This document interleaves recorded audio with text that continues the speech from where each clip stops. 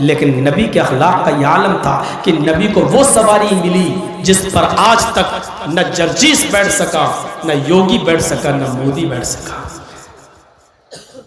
نہ Joe Biden بیٹھ سکا، امریکہ کا راشٹرپتی نہ رشیا کا راشٹرپتی پوتن بیٹھ سکا۔ زیادہ سے زیادہ جس جہاز پر بیٹھے، جس فلائٹ پر اڑے، اس کی رفتار 1000 2000 کلومیٹر 1 گھنٹے میں، اس سے زیادہ کی سپیڈ نہیں۔ لیکن محمد رسول اللہ تو اس سواری پر بیٹھے جس کو براق کہا جاتا ہے، جہاں تک نظر جاتی ہے وہاں تک اس کا پہلا قدم ہوتا ہے، اور اس براق پر بیٹھ کر اللہ کے رسول نے 7 آسمان کا سفر کیا ہے، سدرۃ المنتہا تک پہنچے، اور پردے کی اوٹ سے، پردے کی آڑ سے اللہ کے رسول اللہ سے ملاقات بھی کر کے آئے۔ اللہ کو دیکھا نہیں، جو یہ کہتا ہے کہ اللہ کے رسول نے اللہ کو دیکھا وہ جھوٹا ہے۔ اللہ کے نبی نے اللہ کو دیکھا نہیں، پردے کی اوٹ سے گفتگو ہوئی، اور وہیں پر 50 وقت کی نماز فرض ہوئی، اور پھر وہیں سے واپس بھی آئے، ایک ہی رات میں بیت المقدس بھی گئے، نماز پڑھائی سارے نبیوں کو، وہیں سے آپ نے جنت اور جہنم کا دورہ بھی کیا، جنت کی سیر کی اور جہنم بھی دکھائی دی، اللہ سے ملاقات بھی کی، اور 50 وقت کی نماز کا تحفہ لے کے آئے جو کم ہوتے ہوتے 5 وقت کی رہ گئی، اور پھر اسی رات میں واپس بھی آ گئے۔ ایسی سواری پر بیٹھے ہیں، لیکن اتنی عظیم سواری پر بیٹھنے کے بعد بھی آپ کی اخلاق کا عالم یہ تھا کہ وَيَرْكَبُ الْحِمَارِ، گدھے پر بھی بیٹھ جایا کرتے تھے، اور گدھے پر بیٹھ کر ادھر سے ادھر بھی چلے جاتے تھے۔ آپ کے پاس ایک کھچر تھا، آپ اس کھچر پر بھی بیٹھے، گدھے کی بھی سواری کی، اونٹنی پر بھی بیٹھے، اور ایک اونٹنی تو وہ تھی جس کا نام قصبہ تھا، جس کو حجۃ الوداع کے موقع پر لایا گیا، اور قصبہ اونٹنی پر کجاوا کسنے کے بعد آپ نے اس کے اوپر بیٹھ کر حجۃ الوداع کا خطبہ دیا تھا لوگوں کے درمیان کہ لوگوں، اور وہ خطبہ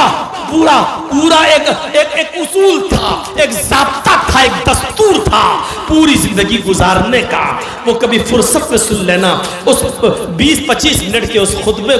کو جو میں 2-3 گھنٹے میں آپ کے سامنے رکھوں، تشریح کرتے کرتے تو اس میں بہت ٹائم لگے گا۔ تو میرے پیارے ساتھیوں، میں بتانا یہ چاہتا کہ براق پر بیٹھنے کے بعد بھی آپ نے گدھے کی سواری کی۔ یہ نہیں کہا کہ میں براق پر بیٹھنے کے بعد اب گدھے پر بیٹھوں گا، نہیں، گدھے پر بھی بیٹھ جاتے تھے، اونٹنی پر بھی بیٹھتے تھے، کھچر پر بھی بیٹھتے تھے، یہ اور گھوڑے پر بھی۔ یہ نبی اکرم صلی اللہ علیہ وسلم کے اخلاق کا حال تھا، اخلاق کا عالم تھا۔ اور لاسٹ چیز، وَيُجِيبُ دَعْوَةَ الْعَبْدِ، آپ غلام کی دعوت بھی قبول کر لیتے تھے، اپنے ساتھ غلام کو بٹھا کر غلام کے پلیٹ میں، غلام کے دسترخوان پر غلام کے ساتھ بھی کھانا کھا لیتے تھے، اور اس میں آپ اپنی ہچک محسوس نہیں کرتے تھے، اس کے ساتھ کھائیں گے۔ کبھی کبھی نوٹنکی باز اور ڈرامے بازوں کو آپ نے دیکھا ہوگا، میڈیا میں ان کی فوٹو آتی ہے کہ دیکھو فلاں چیف منسٹر نے، مکھ منتری نے فلاں دلت کے گھر میں کھانا کھایا ہے۔ یہ ایسے نوٹنکی باز اور ڈرامے باز آپ کو بہت ملیں گے، ایک ڈھونڈو تو 1000 ملیں گے، لیکن جب کیمرہ فوٹو لیتا ہے تو آپ دیکھیے گا کہ دلت کو الگ کھلایا جاتا ہے اور اس کو الگ، دونوں کے درمیان 2 میٹر کی دوری رہتی ہے، 2 میٹر کی۔ اگر کسی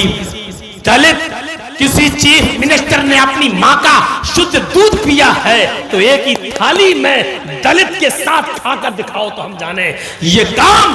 نہ مودی جی کر پائیں گے، نہ یوگی جی کر پائیں گے۔ یہ میرا چیلنج ہے، یہ دعویٰ ہے، ایک تھالی میں نہیں کھا سکتے ہیں، اور محمد رسول اللہ اپنے غلام کے ساتھ ایک ہی تھالی میں کھا رہے ہیں، اس کو احساس نہیں ہونے دے رہے ہیں۔ انسان ہونے کی حیثیت سے ہم میں تم میں کوئی فرق نہیں ہے، مقام و مرتبے میں اللہ کا رسول ضرور ہوں، لیکن انسانیت میں کوئی فرق نہیں ہے۔ تمہارے بھی 2 ہاتھ ہیں، میرے بھی 2 ہاتھ ہیں، تمہارے 2 پیر ہیں، میرے بھی 2 پیر ہیں، تمہاری بھی 2 آنکھیں، میری بھی 2 آنکھیں ہیں، تمہاری شادی ہوتی ہے، میری بھی شادی ہوئی ہے، تمہارے بیوی بچے ہیں، میرے بھی بیوی بچے ہیں، تمہیں سر درد بخار آتا ہے تو مجھے بھی بیماری ہوتی ہے، مجھے بھی سر درد اور بخار آتا ہے۔ میرے بھائیوں، آپ نے یہ ثابت کر دیا کہ انسان ہونے کی حیثیت سے کوئی فرق نہیں ہے ہم میں اور تم میں، اس لیے تمہارے ساتھ بیٹھ کے میں کھاؤں گا اور میرے ساتھ بیٹھ کر تم کھاؤ۔ یہ تصور تھا میرے بھائیوں، اس کو مٹایا تھا جنگ بدر کے موقع پر جب سواریاں کم تھیں اور ایک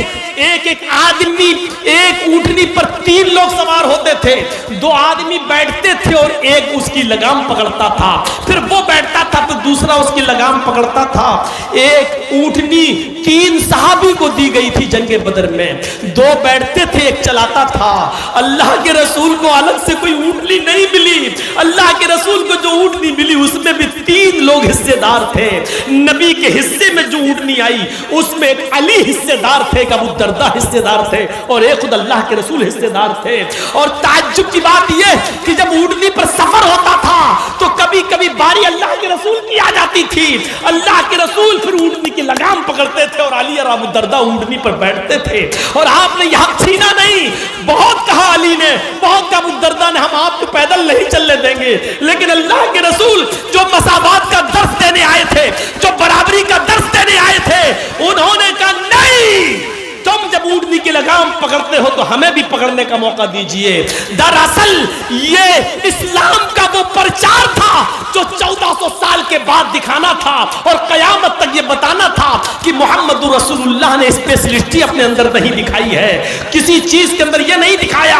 آج ایک نیتا کے پیچھے 20 گاڑیاں چل سکتی ہیں، لیکن محمد رسول اللہ وہ واحد لیڈر، وہ واحد نیتا ہے، وہ واحد لیڈر ہے کہ جنہوں نے اپنے 2 صحابی کو کہا تمہارے بیٹھنے کی باری آئی، اے علی اب تم اونٹ پر بیٹھو، اور اے ابو الدرداء اب تم اونٹ پر بیٹھو، اب میرا اونٹنی کا لگام پکڑ کے لے کے چلنے کی باری آئی، اب میں لے کے چلوں گا، اور ایسا کر کے دکھایا۔ اور اسی چیز کو دیکھ کر کبھی مہاتما گاندھی نے کہا تھا کہ اگر اسلام کی شعائیں، اگر اسلام کی روشنی اس بھارت پہ ڈال دی جائے تو بھارت بھی جنت کا ایک نمونہ بن جائے اور جنت کا ایک ٹکڑا بن جائے۔ ضرورت ہے اس اخلاق کو پیش کرنے کی، ضرورت ہے اس کردار کو پیش کرنے کی۔ میرے پیارے ساتھیوں، 1 بج گیا ہے اور میں بنگال میں عام طور پر 10 بجے پروگرام کرتا ہوں، 11:30 12 بجے ختم کر دیتا ہوں۔ یہ بنگال میں مجھے سب سے لاسٹ میں ٹائم دیا، آج آپ لوگوں نے ریکارڈ توڑا ہے میرا، ورنہ میں بہار اور جھارکھنڈ چھوڑ کے بنگال میں پروگرام اس لیے دے رہا ہوں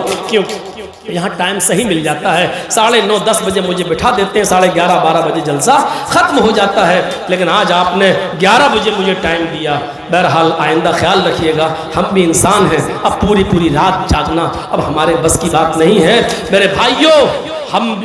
باڈی ہے، ہمارا بھی جسم ہے جو سکون چاہتا ہے۔ مسجد کے لیے پھر سے ایک بار تعاون کی اپیل کہ اللہ کے لیے اللہ کے گھر کو بناؤ۔ حضرت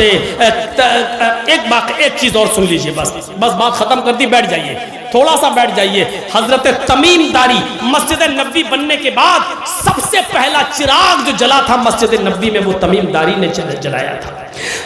3 مہینے 4 مہینے کے بعد جب آپ عشاء کی نماز پڑھانے آئے تو دیکھا کہ چراغ جل رہا ہے، پوچھا کہ اس مسجد میں چراغ کس نے جلایا؟ کسی کے پاس تو تیل نہیں تھا کہ چراغ جلایا جا سکے، آج چراغ جل رہا ہے۔ جواب دیا تمیم داری چراغ لائے تو اللہ کے رسول نے مسکراتے ہوئے کہا، اے تمیم، تم نے مسجد میں چراغ نہیں جلایا، قد نورت الاسلام، آج تم نے اسلام کو روشن کر دیا۔ صرف مسجد تم نے نہیں چمکائی، پورا اسلام چمکا دیا۔ صرف مسجد تم نے روشن نہیں کی، پورا اسلام روشن کر دیا۔ یعنی مسجد کے اندر اگر کوئی کام کیا جائے تو مسجد کی مدد نہیں، پورے اسلام کی مدد ہو رہی ہے۔ مسجد میں روشنی ہو رہی ہے تو پورا اسلام چمک رہا ہے۔ اگر آپ مسجد کو مضبوط کر رہے ہیں اور بنا رہے ہیں تو آپ اسلام بنا رہے ہیں اور اسلام کو مضبوط کر رہے ہیں۔ یہ سوچ کر آپ مسجد کا تعاون کرتے جائیں۔